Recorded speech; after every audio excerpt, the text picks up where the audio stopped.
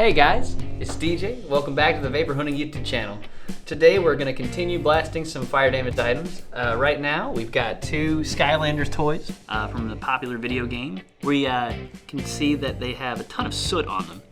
We're going to use soda wet blasting to try to clean that off, and let's get to it.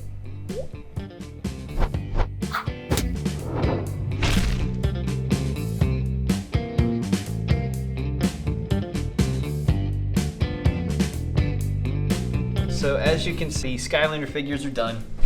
This one did great. I mean, it was completely charred and it's basically restored. However, with this one, I think the fire did too much damage to the point where you couldn't really save all the paint and whatnot. So your results are gonna vary depending on the damage.